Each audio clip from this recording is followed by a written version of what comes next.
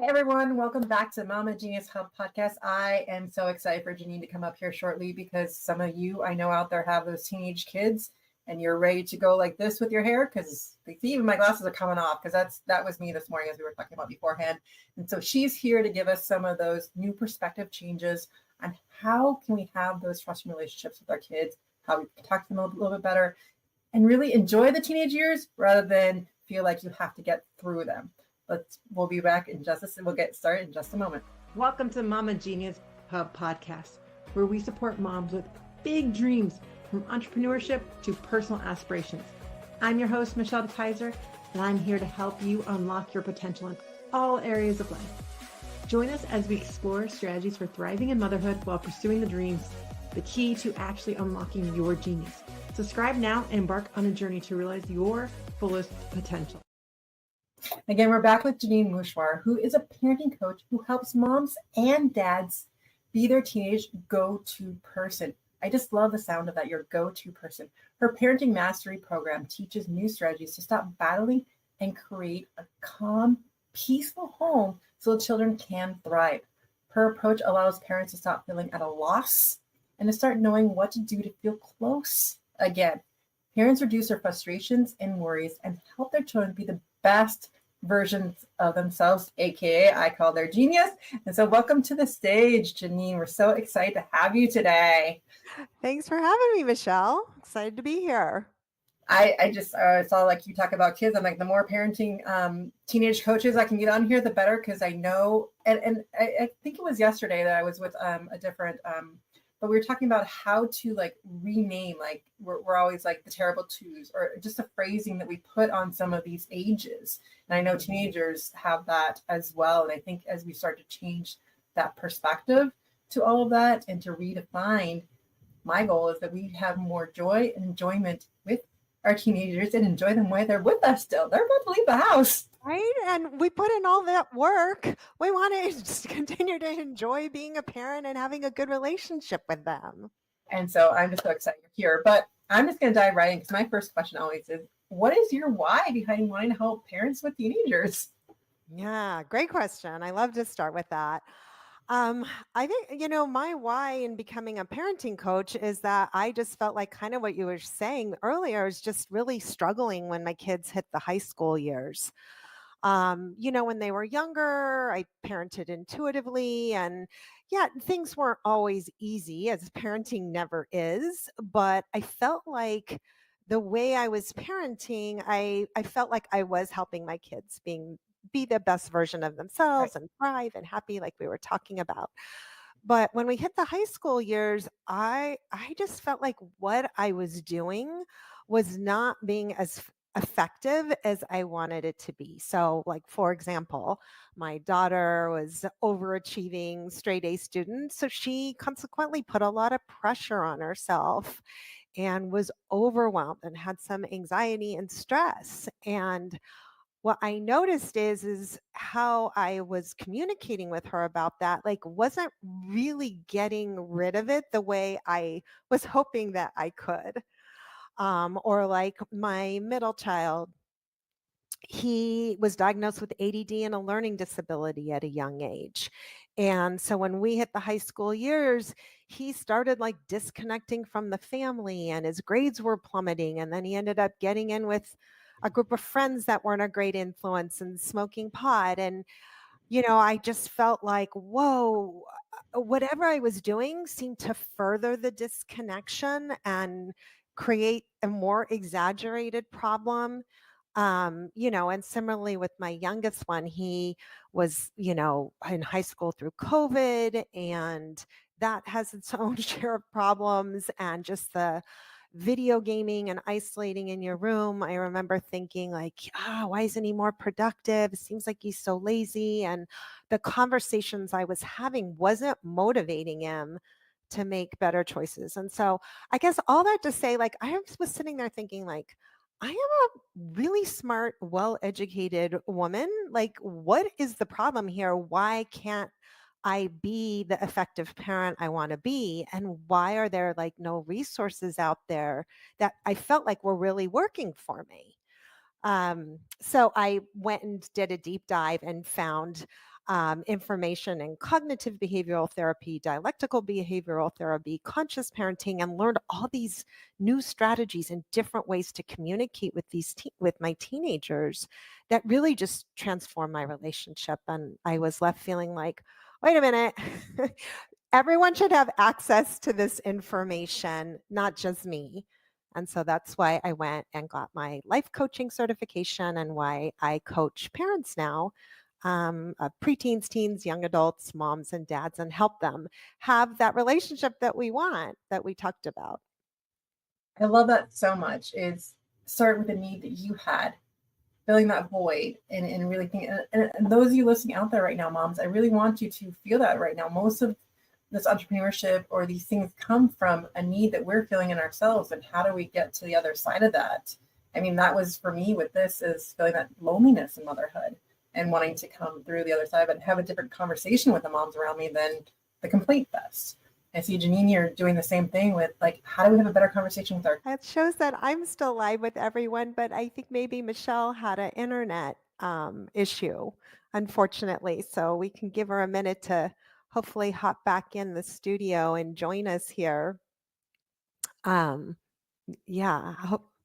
Anyway, what can I share with you today? I think maybe if I'm still alive, um, one of the things that I think a lot of people struggle with, and what Michelle was talking to me about before we came on live, is when you feel like you're walking on eggshells with your teenager.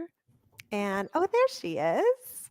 The wind just blew and I don't know what's going on, but I've never had that happen before. I was like, well, I think we lost Michelle. So, yeah. What did I miss? And now I want to know. Well, I didn't realize you were gone for a little, but then I started to just kind of share a little bit about our conversation this morning, but you came back on, so we can go back to your agenda. Well, no, let's finish up what you were saying. I'm open to that. I want to Oh, make sure we okay. I finish was out just that piece. saying, like, that we were talking about how it's not uncommon for us to feel like we're walking on eggshells with our teenagers, and for them to be very emotionally reactive and perhaps get really angry or yell or scream, and we don't understand why, and how common it is for us to react the same way because it doesn't feel good to get yelled at or screamed at, and especially when we don't know why, and how we can sometimes get into this cycle of where you're on this roller coaster of yelling at each other and it goes nowhere fast, and you're left as a parent like feeling like, gosh, this is so hard, and I don't want to show up being somebody who yells, and this feels really awful. That's so true. And I mean, we were talking about right before we came on, because we want to be the moms that like really have that conversation and that deep calm. And so, but also comes to like what happens when that does happen, because we are all human, right? How do we respond? And I'm not sure what you shared about our conversation before, but like walking on eggshells with my son this morning was, now that it happened, and my mama bear came out, and I was like protecting the middle one who he was yelling at, and then I start yelling back, and you feel that. What do you do now? And so for me, what I did was got support, and my husband and I just kind of sat down together with him in the middle. We had him come sit with him and just hugging him, telling him we love him, and like, let's talk this through. Let's figure out where we're going to go from here. And knowing that even if we do have behaviors that aren't likable, he always likes to say, you, like, I think sometimes a lot of times it comes out like, you hate me, or you hate this, or like, and I'm like, it's not a you. So I don't like that behavior that you just did. You, I love. And that's not changing no matter what. Like, I don't care what you did. Like, you, I still love. That behavior, well, that was frustrating. That was annoying. That's what I yelled at, not you. That's such a golden nugget you just shared with the audience, that I know that wasn't in my awareness before I came to some of these strategies and tools, which is really trying to slow yourself down and separate your teenager's behavior from who they are inside. And so, something I love to share with my clients is to imagine that it's you and your child on one side of the bench, and the problem is on the complete other side. And it's you and your teenager working as a team to try to solve that problem that's on the other side of the bench together.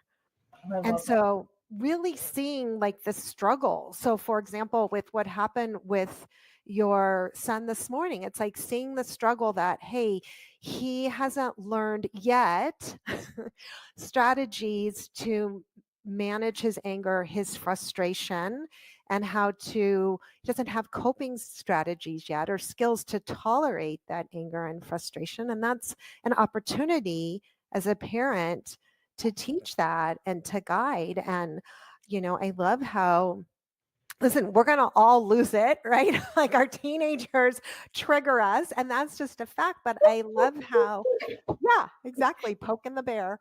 But I love how you use the repair tool, like another strategy you shared with your listeners, just to know. I love the power of going back and repairing the situation because, like I was saying, we're all going to lose it at one time or another. We're human, we're not robots. But to know that, oh my God, I didn't damage the relationship and I have a strategy to go back and repair that and move forward is really like settling as a parent and feels grounding and calm as a parent.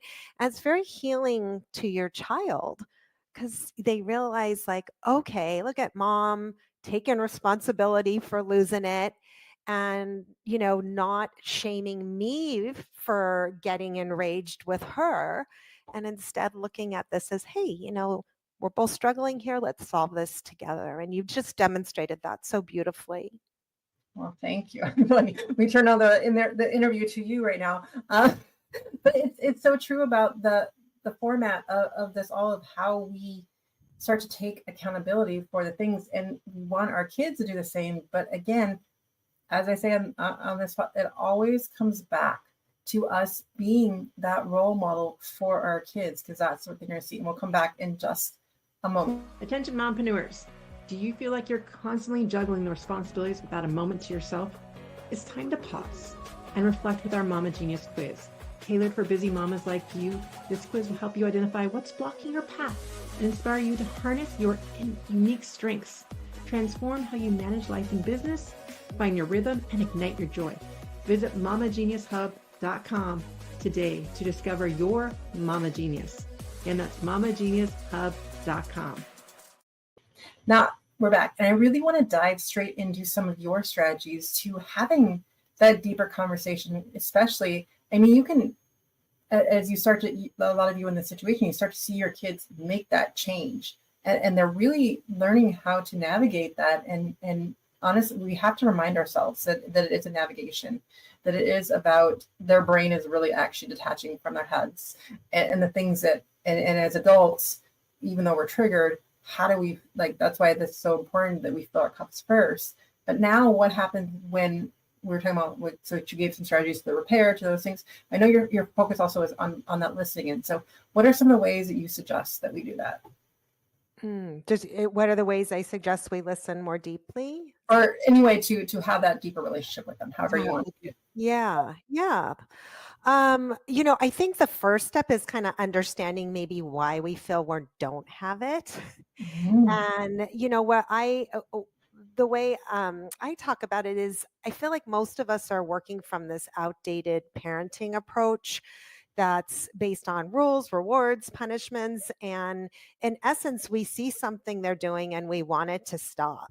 So just like the example you mentioned this morning, right? Your son's losing his temper on your daughter, and you want it to stop. And so what happens is we tend to respond to them and communicate with them, telling them what they should do or they need to do, or giving our advice to stop what they're doing that's worrying us, or to fix what they're doing or change what they're doing. And what I know to be true is that when our kids hit the teenage years, this approach tends to shut down the conversation, right? That's why we hear, like, get out of my room or something like that. That it leaves them feeling like we don't really understand what's going on inside of them. And that's why you hear things like, you don't get it, mom, you don't understand. And Never then heard that one. what? Never heard that one. Yeah, exactly.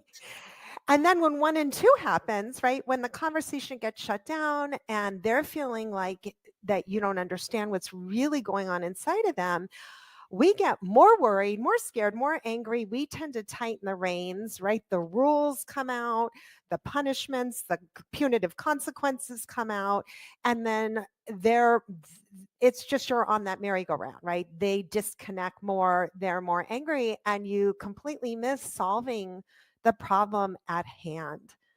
And so instead of that approach, what I like to help parents do is really try to focus on that connection piece before they're focused on the cooperation piece of getting your child to stop or change what they're doing. And the reason we need to do this is because, when they were young, that connection was there. They were very agreeable. They needed us. And so, yeah, they listened to what we told them what they should do. And they loved our advice and wisdom. But now that they're teenagers, what they need from us is to kind of flip that. They want to come up with their own wisdom, right? And now it's our turn to, yes, we're still guiding and teaching and influencing, but from a place that's more listening and helping them come up with their solutions. So, the 3 pillars that I like to focus on with this is the first is we got to get them talking and really opening up about what's really going on. Like for your son this morning, like what was he thinking? What was he feeling that caused him to explode? Right. So we want to focus on trying to get them talking about the real issue. And that starts with us having some coping strategies to settle our own big emotions, right? Our worry, our fears, our frustrations before we start a conversation. Right. And then piggybacking on that, we want to start noticing when we're having more of a lecture than a conversation, which I find is very, very common and just comes from a place of like, we have good intentions, but when they're teenagers, they don't want to be lectured to. Right. So that's kind of the second thing we want to focus on. And then we want to like really help them see that we do understand, right? So we got to switch it where we're really deeply listening to what's going on for them. And we're really trying to come from a place of curiosity and really looking for those hidden gems of, wait, well, what's going on in their mind? What's the story they're telling themselves? And what sort of feelings are going on inside of them, because that's what's causing the behavior that we want to stop or we want to change, right? If you want them to stop getting enraged for no reason, we need to uncover what the underlying issues are, what they're thinking and what they're feeling. And I think maybe you froze again, so I'm just going to continue on. I think after we uncover those nuggets, it's so important to show our child that we really understand what they're going through and how they're feeling, right? So that thing we talked about earlier, Michelle, about really trying to get on their side and validating those big feelings they're having. When you get to the high school years, our kids are overwhelmed and they feel a lot of pressure, or maybe they had an experience at school and they're feeling humiliated or embarrassed. And so we want to slow ourselves down and really listen for what's going on inside of them. I just kept talking. I'm so glad. I missed your third one though, so we understand. But we'll come back in just a moment. We'll give it a little breather, and we'll talk about for moms out there how to if now my all my systems are all messed up because but with motherhood, we roll with it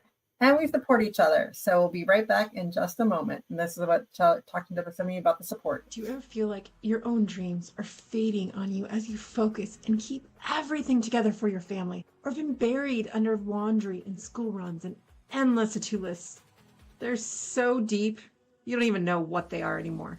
The Mama Genius Hub is here to help you uncover that part of you again. Maybe you felt that pull to start a passion project, return to a hobby you once loved, or pursue a career that lights you up, but you're so caught in everyone else's needs that you keep slipping through the cracks. In just 15 minutes a day, our mini courses will help you reconnect with those dreams while finding a new rhythm in motherhood's beautiful, messy life. And best of all, you'll be doing it with a community of moms who truly understand the juggle and the joy.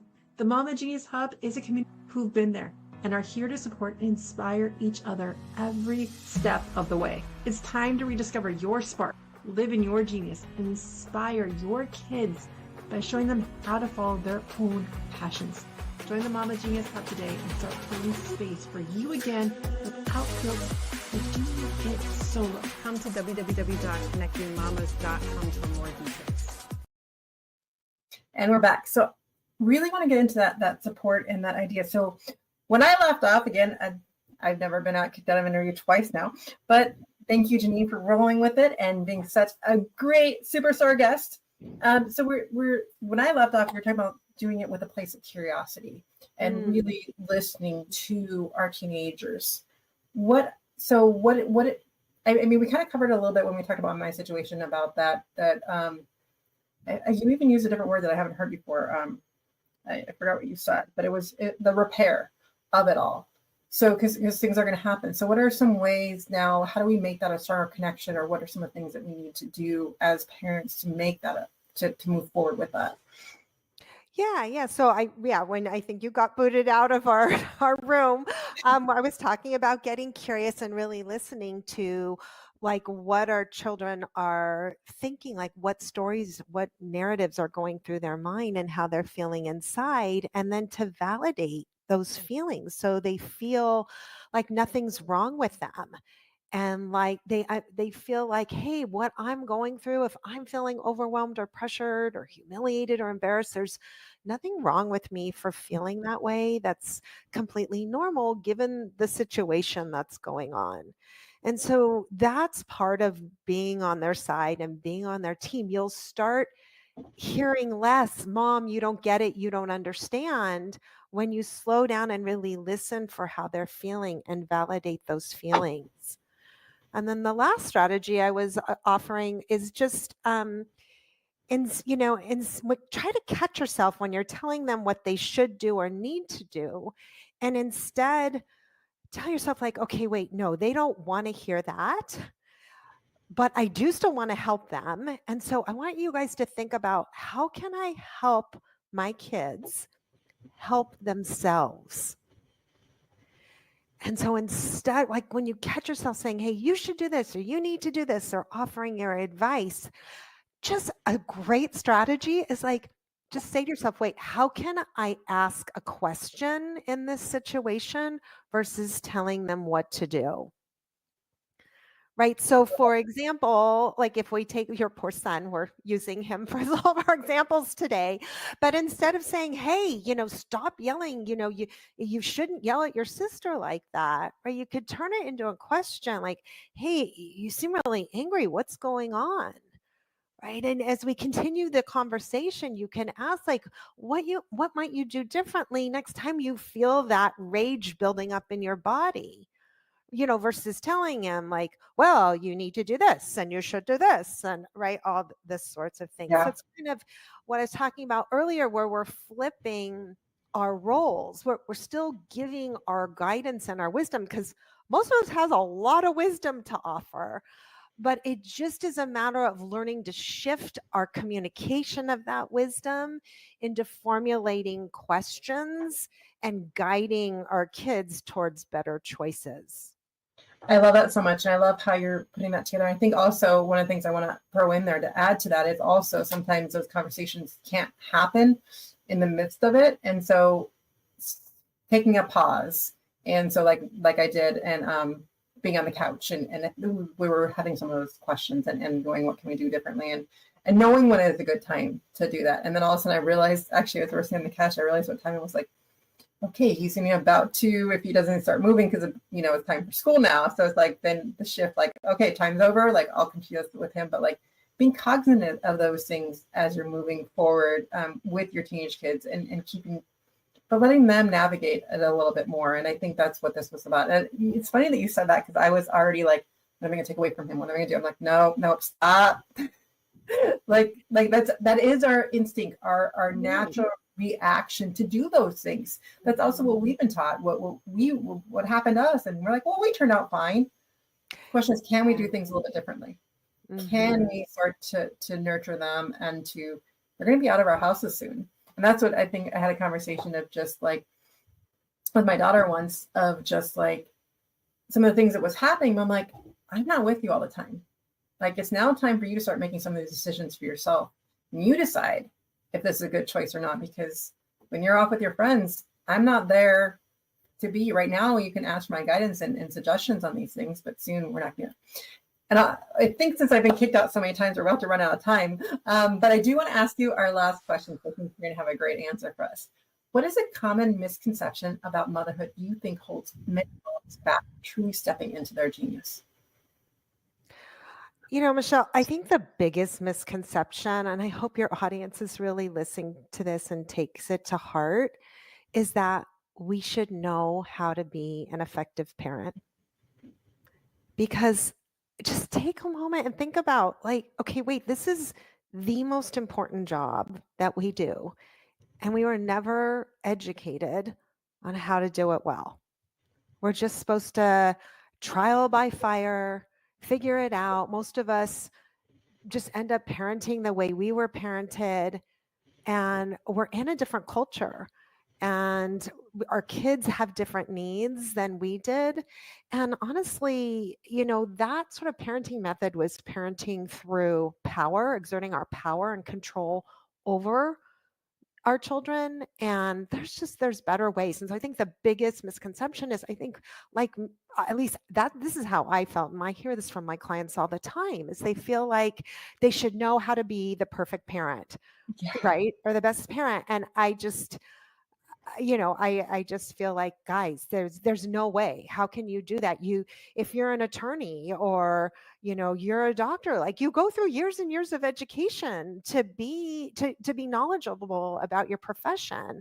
And so why do you think that all of a sudden you can be really great at this without really taking some time and learning new strategies that you were never taught? I love that so much. And I think you've already answered the second half of the question, which is shifting that perspective. And it's just in terms of really finding that niche of how to educate, if I'm not mistaken, is what you're leading to. So I'll let you finish that up. Yeah, no, exactly. Right. Is looking for resources that offer new approaches and new strategies. Like, you know, don't do what I did and like keep doing the same thing over and over again, thinking I'm going to get a different result, and I don't, right? I think Albert Einstein said that's like the definition of insanity or something like that, but I think we all do that. So when you don't have the relationship you want with your kids, and you feel like maybe they're disconnecting from you, you know, go seek new strategies and new ways, and try some new things. You know, there isn't one right way, but if you're trying things that aren't working, try something different. And I know sometimes that feels scary, and overwhelming, but you know, if it's not working, you might as well try something different and new. And I love that that's so what I much. love helping clients with. That's honestly why I want to create the Mama Genius Hub. It's to have that place for people to experiment and to try new strategies and to get them. And so I love that so much. I want everyone to know how they can get a hold of you and what gift you have for them. Oh, yeah. Thanks, Michelle. I mean, the best place to get information about me is just going to my website, JanineMouchawar.com. I'm also on Instagram at Janine.theparentingcoach, and Facebook. I have a Facebook group, Parenting Teens, How to Not Lose Your Shit. We have some fun in there. I love the title. Yeah. And then, I just wanted to offer your audience, there's 2 links to resources that I think can be really helpful to your audience. One is if you just want something quick, down and dirty, just a quick way to connect to your teen, download the 50 activities to connect with your teenager. pick one, try it, see if that forms a connection. If not, pick another one and just sort of observe like, wow, was I able to have a conversation with my teen that was like more productive and more of what I want than maybe I did yesterday? And then if you want to do a deeper dive into how to be your teen's go-to person and get more information about some of the things I was sharing today, I offered, there's a free class in there, and there's a link for that too on how to be your teenager's go-to person. And so those links should be in the chat right now if you're watching on YouTube or Facebook. And I'm going to put Janine backstage for a minute. We're going to go away through the 5 takeaways. So the parts that I got to see, despite the power out or the wind was blowing and I don't know what happened, but we roll with it. So our 5 takeaways today is, first of all, number 1 is to separate the behavior from who they are. So again, I love how she pictured the bench, right? It's you and your child together with that problem on the other side, and you two are the problem solvers together, and eliminating those two from each other. And then number 2 is that repair tool, that opportunity to teach, and to teach again through example, taking that responsibility. Like that is our job as parents, to show how we can take responsibility, because you know what? We will get our buttons pushed too. I have a perfect example of that today. I think that's why we had this conversation, why it was supposed to happen today. But that's the way it goes. And we need to still push through that to show them other ways to do it. And we need to learn other ways, as Janine was also pointing out. And then number 3 takeaway is understanding, I'm trying to read my writing that was writing, that we don't have if we don't feel like we have that deep that deep relationship we want, how do we do that? And a lot of times that's we first see the steps of the conversation shutting down and them saying you don't understand. And that disconnect right there is what we're first seeing. But then how do we fix or change that? Which leads us into takeaway number 4, which is really focusing on that connection piece. We need to flip that script of now we're not the ones that they want our advice from. They're now trying to figure out what is their next move. And so it's more about opening up that conversation.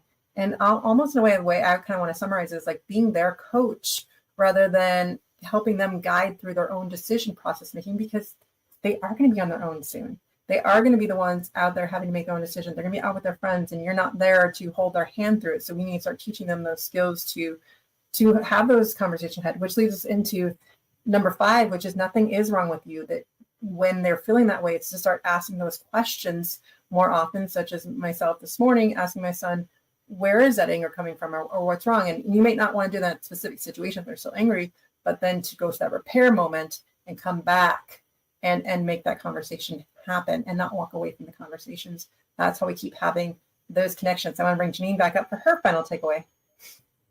Yeah. Wow. Well, you gave us so many nuggets in such a quick thing. I think listening to you, listening to what your takeaways are, I think the one other thing that I thought of that I would add to that is just to realize that we want to have in our back pocket tools and strategies for in the moment and tools and strategies for outside of the moment.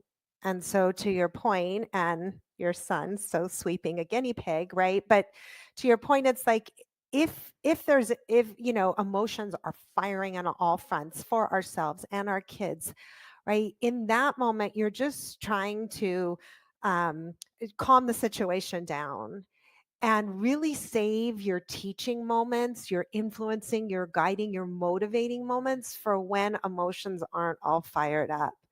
And so maybe, think about when you have an extra few minutes, what are my in the moment strategies and outside the moment strategies? And, that's what I love, helping my clients have those tools in their back pocket. I'm writing that down right now. I just never phrased it like that, but I love that, because we always talk about the toolbox, but and that's actually one of the things is in the hub, we're going to want to have those reset moments too. Is like, how do we reset when we are fired up? How do we take that back and take charge of it? And that's really what it comes down to, is really about learning those skills in a proactive way, so that when it does come time to use them, you're not necessarily reacting, but really able to hone in on those skills. And we can't always do everything in the moment, and we aren't perfect. So on that note, just remember that we're doing motherhood together. You are doing the best job that you can do and making the best relationship you can have with your child. And that's what this is about, is just us supporting each other. So thank you, Janine, so much for coming on today. And thank you for taking over when when everything went awry. But you know what? It was just meant to be the way it was supposed to be. No, well, thank you for having me, Michelle. And I just love that, you are connecting moms together and that you have this supportive community because I think we could all use some of that. I just want us to all come together and really have that community and support. And it's not really about advice. It's more about you honing in onto what you need from this moment. On that note, we'll see you on the next one. Thank you for joining us in today's episode of the Mama Genius Hub podcast. If you found value in our conversation, please share this episode with another mama who might benefit. Sharing helps us build a supportive community and reach out to more mamas like you. After all, it's more fun when we do motherhood together. Until next time, stay motivated and continue to pursue your dreams as you shine in your genius.